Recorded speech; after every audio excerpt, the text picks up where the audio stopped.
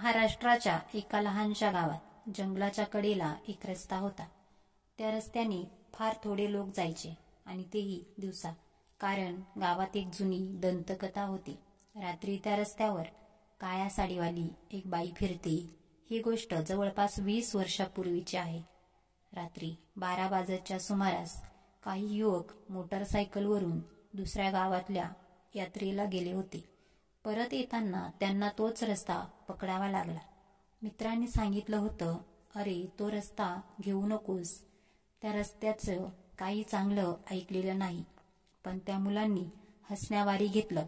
त्यांना वाटलं असल्या भूताखुतांच्या गोष्टी फक्त आजी आजोबांचं मनोरंजन असतं. रस्ता सुनसान होता. वाऱ्याचा आवाज झाडांतून येत होता आणि कधी काळी एखादा घुबड आवाज काढायचा. अचानक मोटरसायकल थांबवावी लागली, कारण समोर रस्त्याच्या मधोमध एक बाई उभी होती.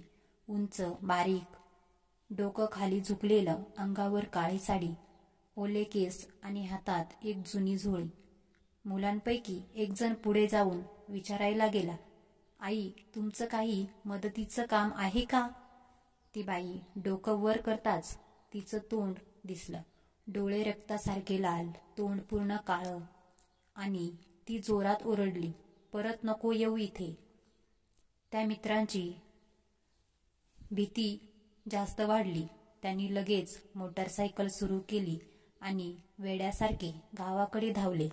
घरी पोचल्यावर त्यांना काही दिवस ताप, भयंकर स्वप्न आणि रात्री भास व्हायचे. गावात आजही सांगतात की ती बाई एक वेडी होती, जिला गावकऱ्यांनी मारून टाकलं होतं, कारण तिने आपल्या मुलांचं बाळंतपणात प्रेत बनवलं होतं. तिचं प्रेत त्या जंगलात कुठंतरी पुरलं गेलं आणि तिचा आत्मा अजूनही तिथे फिरतो, काळ्या साडीमध्ये वाट पाहत. त्या घटनेनंतर गावात एक खळबळ माजली. 4ही मुलं जिवंत परतली खरी, पण मानसिकदृष्ट्या त्यांच्यावर खोल परिणाम झाला. त्यापैकी एक, विशाल, सतत कुजबुजायचा, ती बघते, ती अजून इथेच आहे. काही दिवसांत त्यांनी गाव सोडून दिलं. कुठे गेला कोणीच जाणलं नाही. बाकीच्या तिघांनी गावातल्या देवळात जाऊन सवाष्ण पूजा केली, नवस केले, पण तरीही अंधार पडल्यावर त्यांना घराबाहेर पडायची हिंमत व्हायची नाही. त्यांनी ज्या रस्त्याने प्रवास केला होता तो आता गावात शापित रस्ता म्हणून ओळखला जायचा.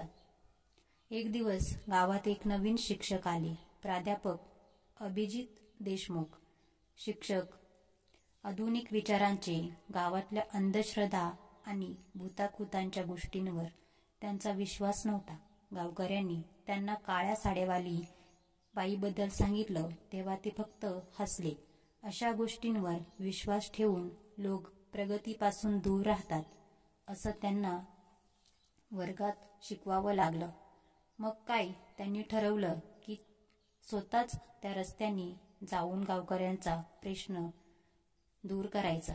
रात्री 11:30 वाजता त्यांनी गावातल्या एका मुलाला सांगितलं, माझी वाट पाहत राहा, मी फक्त 10 मिनिटात परत येईन. आणि निघाले. हातात टॉर्च, खांद्यावर बॅग आणि मनात विश्वास. प्राध्यापक देशमुख त्या रस्त्यावर गेले, पण 10 मिनिटं गेली, नंतर 30 मिनिटं गेली, नंतर 1 तास. त्यांची वाट पाहणारा मुलगा घाबरला आणि गावात आरडाओरड करत परत आला. गावकरी गोळा झाले आणि शोधाशोध करायला लागले, पण त्या रस्त्यावर फक्त टॉर्च पडलेला होता आणि झाडावर काळी साडी फडकत होती.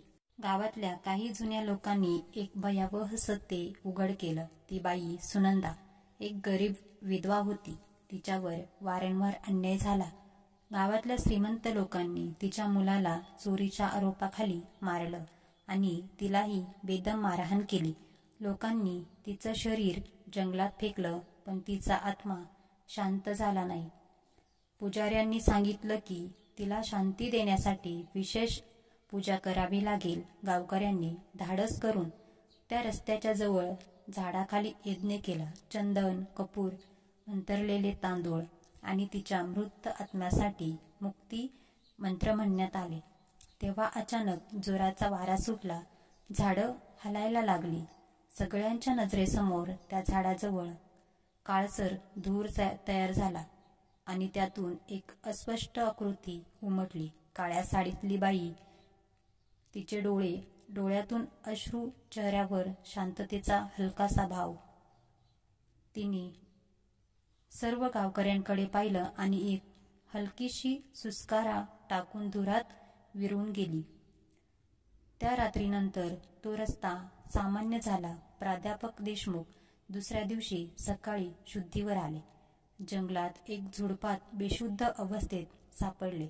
त्यांना आठवत नव्हतं, पण त्यांनी फक्त इतकंच सांगितलं, एखाद्याचं दुःख जेव्हा मरून सुद्धा विसरलं जात नाही, तेव्हा ते दुःख जगालाच झेलावं लागतं.